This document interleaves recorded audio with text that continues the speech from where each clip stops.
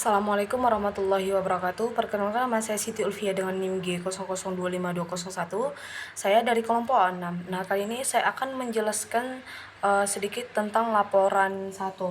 Nah, yang pertama di sini seorang perempuan berusia 25 tahun baru saja menikah sekitar 3 bulan yang lalu. Sejak awal pernikahan, keduanya memiliki keinginan kuat untuk segera memiliki keturunan. A. Jelaskan alur perjalanan oosit sejak dilepaskan dari ovarium sampai mencapai kovum uteri. B. Jelaskan di mana lokasi fertilisasi yang paling sering terjadi. C. Jelaskan mengapa daerah fornix posterior memiliki nilai klinis penting.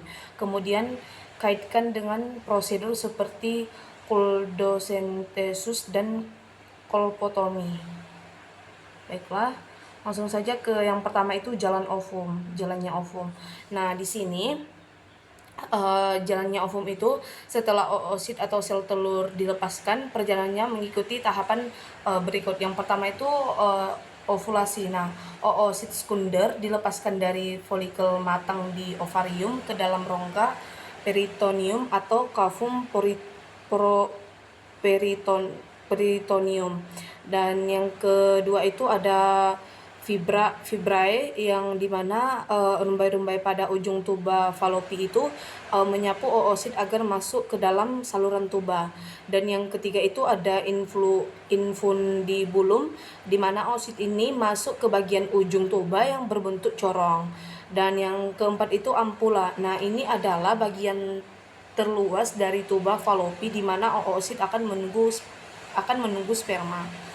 Dan yang kelima itu ada ismus, di mana bagian tuba yang lebih sempit menuju rahim.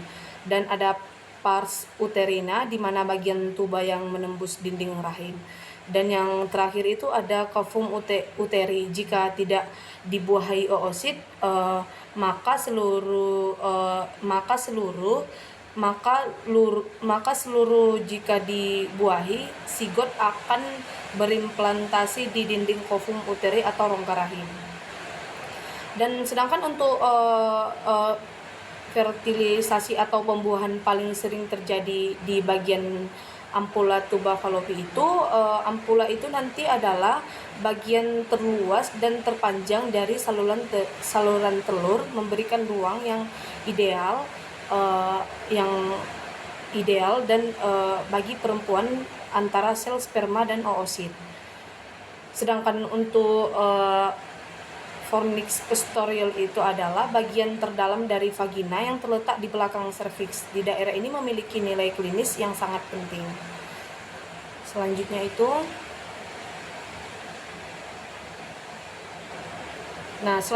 tempat fertilisasi. Nah, di sini ada 3 fertilisasi paling sering terjadi di ampula tuba uterina itu, yaitu bagian tuba yang paling lebar dan paling panjang. Dan yang kedua itu, daerah ini menjadi lokasi paling ideal karena sperma yang naik di sini dan kondisi anatominya sangat mendukung terjadinya pembuahan. Dan yang ketiga itu secara klinis. Ini penting karena bila pembuahan terjadi di luar lokasi ini, misalnya tuba bagian lain, maka resiko kehamilan ektopik meningkat, seperti yang tertera di gambar tersebut. Nah, selanjutnya itu ada koldosentesis dan kolpotomi.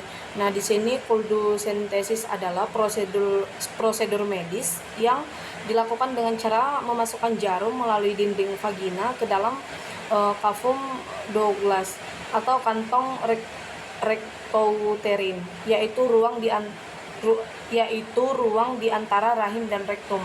Nah, di sini sedangkan untuk tujuannya itu, prosedur ini biasanya dilakukan dalam situasi gawat darurat atau diagnostik untuk memeriksa apakah ada cairan abnormal di rongga panggul.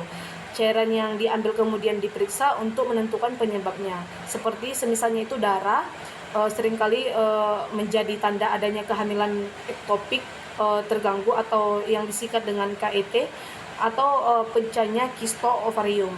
Dan yang kedua itu ada Nana bisa mengindikasikan adanya penyakit radang panggul atau yang disebut dengan abses. Nah, yang ketiga itu ada yaitu cairan jernih atau asites, kemungkinan berhubungan dengan kondisi medis lain seperti masalah hati atau gagal jantung. Dan untuk cara kerjanya itu biasanya yang seperti yang kita ketahui. Demikian penjelasan dari saya. Wassalamualaikum warahmatullahi wabarakatuh.